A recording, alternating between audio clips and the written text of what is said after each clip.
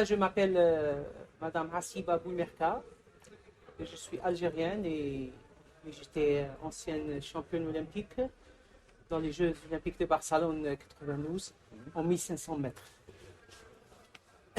En plus des titres que j'avais aussi, j'étais plusieurs fois championne du monde. Et je ne sais pas si les anges qui étaient avec moi ou le diable de gagner la première médaille d'or de l'histoire de l'Algérie. Mais évidemment, Dieu était avec moi et je peux dire que c'est la justice divine que cette médaille soit gagnée par une femme. Félicitations. Merci. Qu'est-ce que vous ressentez avec tous ces pays, tous ces athlètes qui pétillent et qui sont ensemble et mixtes? Qu'est-ce que ça vous génère en fait comme sensation, comme envie, Oui, c'est une sensation extraordinaire. D'abord, on est toujours content ou contente d'être dans la grande famille du sport. Et puis d'être aussi dans notre continent qui est l'Afrique, dans lequel je suis aussi très, très honoré d'appartenir à ce continent qui est plein de culture et plein de talents et plein de belles choses. Et puis, moi, le sport, pour moi, c'est pas seulement la compétition. Pour moi, le sport, c'est toute une vie.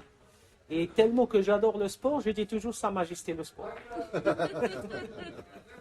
J'adore. Ouais. Et Sa Majesté le sport, Ouais. on a des sensations, des très très bonnes vibrations en fait dans ce forum. Ouais. D'abord parce qu'il est mixte sur le plan culturel. Il est mixte avec toute l'Afrique ensemble, comme le disait le président du CIO. Ça nous donne la sensation qu'il va y avoir des médailles en plus parce qu'on est soudés, parce qu'on est ensemble, parce qu'on est l'Afrique. Vous êtes d'accord avec ça? Oui, bien sûr, je suis entièrement d'accord. Mais il faut déjà travailler là-dessus, sur cette question, et préserver ce sentiment. Le sport, c'est la solidarité. Et s'il n'y avait pas eu des efforts avant, parce que si vous vous rappelez que les Jeux olympiques, ils ont commencé sans les femmes. Oui. Mais il y avait des hommes et des femmes de l'époque qui ont travaillé sur cette question. Et puis les femmes, ils ont adhéré. C'est une belle chose.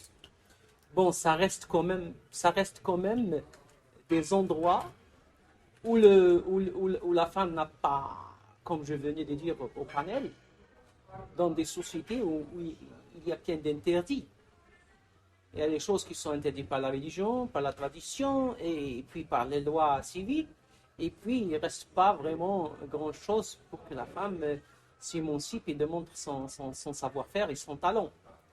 C'est une question qui est aussi dans le sport, qui est dans l'éducation et dans beaucoup de secteurs. Moi-même, j'ai vécu ça dans les années 90, où j'ai souffert aussi, parce que il y avait une période sombre de l'histoire de l'Algérie, c'était de la violence des extrémistes islamistes, et j'ai souffert énormément de cette question, en plus de fardeau de la compétition, de l'entraînement dur, parce que je pratique un sport qui est très difficile et très douloureux, qui demande beaucoup de sacrifices, et en plus cette question de ma sécurité. Donc j'ai souffert doublement, et ça a été pour moi pénible de gérer ça, parce que je suis devenu un symbole face à ce gigantesque problème des extrémistes. Et je ne pouvais pas gérer toutes ces choses-là, vu mon âge et vu mon temps. Mais je dirais que j'ai réussi quand même à gérer ça tranquillement et de faire l'essentiel et de réussir l'essentiel. Donc, bravo pour ça. Et puis le partage de cette expérience, les expériences, et d'ailleurs souvent quand elles sont rudes, elles permettent de transmettre ce rôle modèle que vous avez transmis aujourd'hui aux athlètes. Moi j'aimerais bien poursuivre. Vous êtes vous êtes, je crois, chef d'entreprise aujourd'hui. Oui.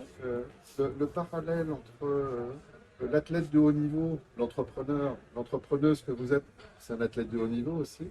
Ouais. Vous entendez partager ça ce matin Ouais. avec les athlètes. Je voudrais bien avoir votre vision là-dessus. Oui, c'est pas facile aussi d'être entrepreneur dans une société où l'entrepreneuriat est géré par des hommes. Oui, bien sûr. Il y a toujours les combats éternels, continus. Et des fois, j'en ai marre de faire des combats tout le temps. Mais bon, pour vivre, j'étais obligé de passer par cette étape. Et quand on gagne une médaille olympique, c'est-à-dire vous avez déjà acquis des qualités pour pouvoir gagner votre pain. Bien sûr. Et là, je me suis engagé dans une autre compétition et j'ai arrivé quand même à réussir dans la douleur, dans la difficulté de faire un chemin là-dedans. Des fois, mon nom, il me sert et des fois, mon nom, il me dessert. Voilà, donc moi, je voulais juste être la chef d'entreprise que je suis actuellement.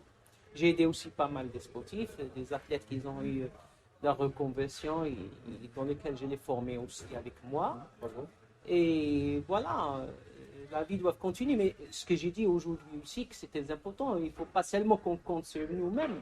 Il y a des athlètes qui sont un peu fêlés, ils ont du caractère, et ils arrivent quand même à bousculer tout le monde et réussir. Et il y a beaucoup d'athlètes qui sont fragiles, qui n'arrivent pas à réussir ça, malheureusement. C'est pour cela que la solidarité doit être de tout le monde, du Comité olympique international qui devait sensibiliser ou recommander au CNO et à travers le CNO les gouvernements de prendre ces athlètes dans la dignité. C'est pas des salaires d'un champion ou des champions qui va massacrer les budgets des gouvernements, mais au contraire, renforcer ces athlètes, donner les moyens de vivre tranquillement, dans la dignité, qui seront vraiment des modèles pour les autres futures générations sportives qui arrivent. Et je crois que c'est le devoir de tout le monde, au niveau de la CNOA, au niveau du CIO, au niveau des FI, au niveau des fédérations régionales, ou au niveau des CNO. Donc il faut faire quelque chose dans ce sens concret, c'est-à-dire palpable, c'est-à-dire des choses qu'on doit les sentir. Oui, vous êtes quand même incroyable. Donc, oui. Non, mais vous êtes incroyable. Vous ramenez la première médaille d'or dans votre pays, tranquillement, Ouais. à une époque où c'était, vous le dites très justement, pas si simple. Hein. Ouais. Ensuite, vous partagez ça avec votre rôle modèle. C'est énorme ce que vous leur racontez en fait à ces jeunes, hein, parce que est-ce que vous leur apportez en tant qu'entrepreneur Alors, nous, on aime bien la question suivante. Dans votre poche gauche, celle-là, vous avez une baguette magique. Qu'est-ce qu'avec cette baguette magique, parce que vous avez le pouvoir de changer quelque chose tout de suite là, qu'est-ce que vous changeriez tout de suite en fait, qui permettrait d'avancer encore plus vite? Ben, il faut être plus humain.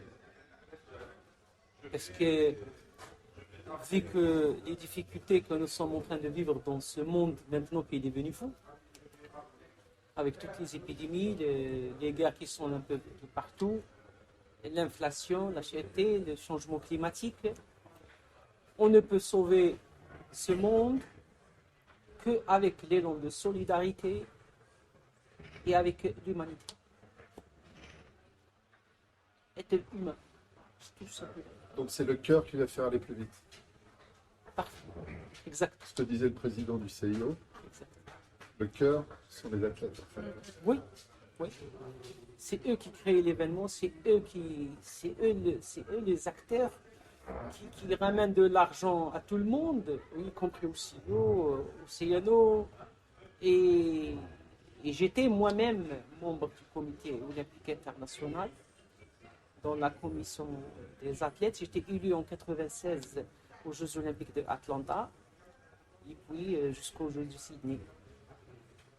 Et je suis arrivée toute jeune, toute chaude comme ça, plein d'ambition et d'énergie, mais le changement est très difficile. Et des fois, on tombe devant les gardiens des temples. C'est tout de suite, c'est des conflits de génération. C'est tout de suite des gens qui ont peur de changement.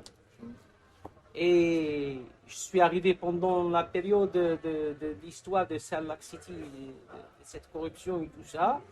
Heureusement qu'à l'époque, Juan Antonio Samaranch, il a entrepris beaucoup de choses dans les congrès qu'ils ont suivis, des réformes, vraiment qu'ils étaient un peu mieux. Ils ont même parlé de la démocratisation, c'est-à-dire au moment donné la parole à des gens comme nous. Oui.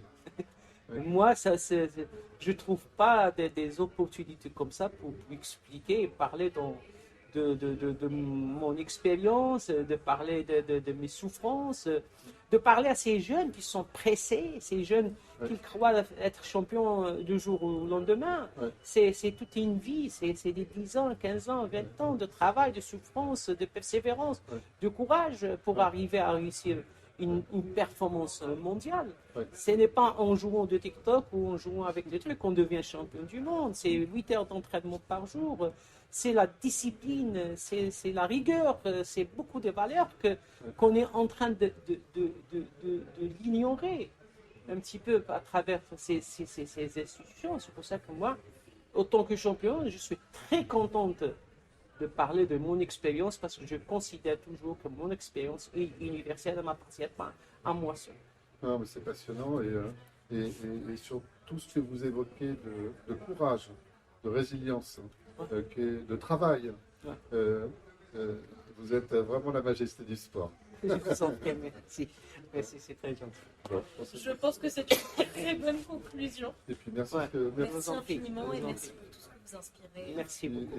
et puis bravo de votre résilience, mais vous savez pourquoi vous êtes résiliente et vous le partagez, donc c'est juste magique. Voilà. Je vous en prie. Je vous en prie. Merci.